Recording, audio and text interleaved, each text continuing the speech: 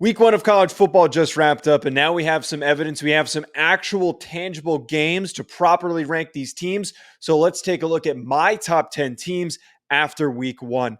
Starting things off with Georgia, I'm not going to make any movements after them playing UT Martin. They might not have looked as dominant as maybe some people wanted them to look. And I know that there's some people out there griping about Georgia for whatever stupid reason, but they're still the number one team on my poll. And until they get knocked off, I'm keeping them firmly in that position. They're going to be great as this season progresses further and further, like they always do. My number two team, same situation here. Michigan looked completely fine. They looked exactly as I expected against Eastern Carolina. Strong, dominant, explosive on the ground. JJ McCarthy looked really clean. I know it's against a bad opponent, so that's why I'm not really moving them, keeping them firmly in that number two spot. Both of those teams, Georgia and Michigan, I'm not going to be making any moves until I see some evidence that they're struggling and that they're going to have issues down the line, which we're going to find out I did for a number of teams. Number three, now this isn't reactionary movement. Guys, this is not me reacting. If you remember to me doing my preseason top 10, some people gave me shit for this and gave me crap for some of the other teams that I had in my top 10. We've got some pretty good evidence to support some of these moves. Number three for me was Florida State. I'm sticking with the hype that I felt that they had coming into the season. The transfer portal moves that they made, plus all of the guys like Jordan Travis, Johnny Wilson, Trey Benson, Jared Verse, all elite football players showed up against LSU and they dominated. I said this in a separate video, and I'm just going to quickly reiterate it. That team will play in the college football playoff, and that team could eventually end up in the national championship. Book it now, write it down, clip it, because when it comes time to cash that check, we're going to be remembering the moment that I said that they were good enough to get there. Number four, I'm moving up on Washington. And this goes in line with the fact that I have USC at number five. But number four for Washington, they pretty handedly beat Boise State. Early on, this game was a little bit close, but then they really started to pull away. Boise State is not a slouch of a G5 opponent, kind of like San Jose State was for USC last week. Boise State has a really good run game. Taylor Green, underrated quarterback, big, athletic player that could make a lot of plays on the field, could be a legitimate threat to have caused headaches for Washington. He was completely eliminated in this game by Washington's defense and their defensive line.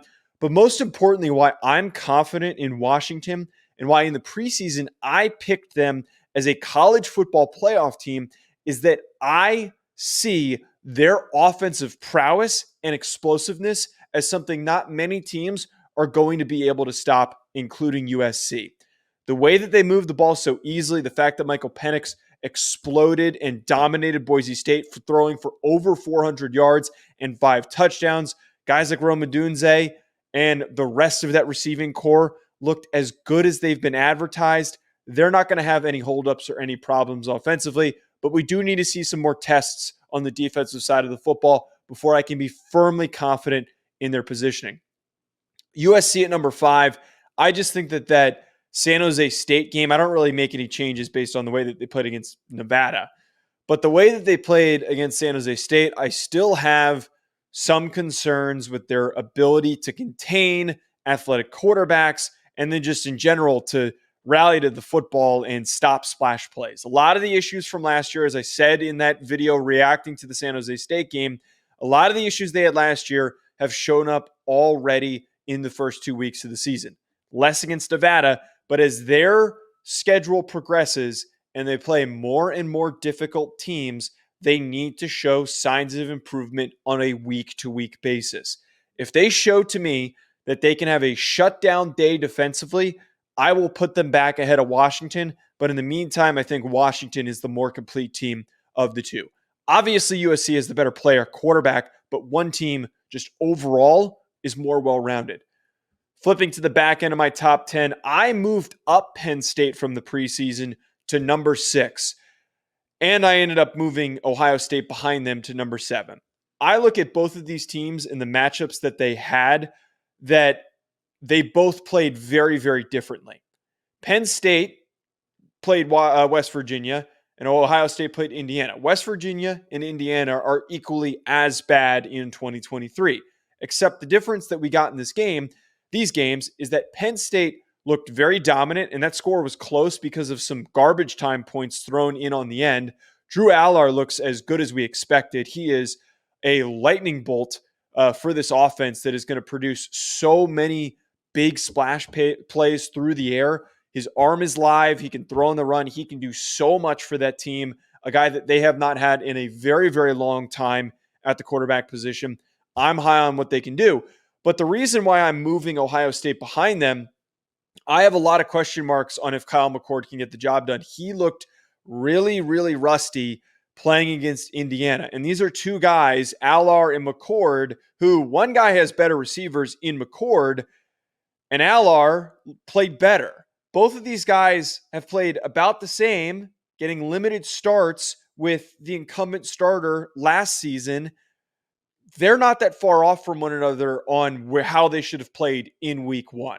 Kyle McCord, again, really, really struggled. I need to see some steps of improvement.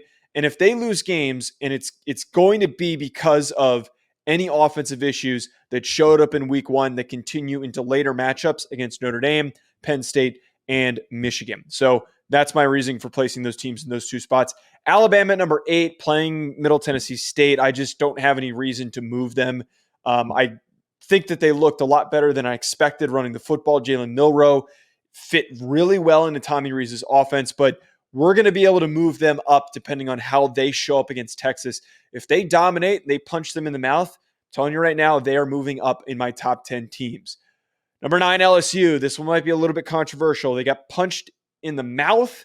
They got dominated by Florida State. I still think that LSU is a really good football team.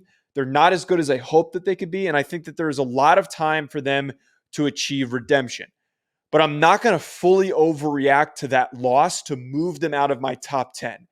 They belong in the very back half. If they continue to struggle when they play Arkansas and all the other teams in this upcoming stretch, when they play Mississippi State, I'm moving them out of the top 10.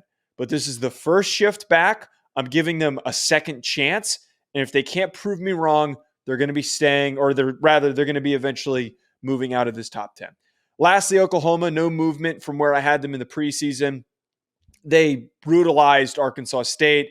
Butch Jones was crying. I don't want to move them up because they played Arkansas State. I can't wait for their first premier matchup of the season, and we have proof that they're as good as I have talked them up to be. A lot of people have given me crap about this placement of Oklahoma at number 10 in my top 10 teams, but I really do think that 73-point outing is just the beginning of a really, really big season for Oklahoma. Comment below. Let me know where I'm wrong, and make sure you hit that subscribe button so you don't miss out on any of the coverage that we have this upcoming season. We'll be back with more, folks. Enjoy the rest of your week. Make sure you check out BetOnline for all of your sports betting needs. For anything that I do betting related, I go on over to betonline.ag and I use promo code BELIEVE50. BetOnline has all of the latest updated odds for the NFL and college football seasons. Anything you need, whether it's futures, live in-game betting, no matter what, your football betting needs are met at BetOnline. And again, make sure you use that promo code BELIEVE50, BLEAV50, to get a 50% welcome bonus on your first deposit. BetOnline, where the game starts.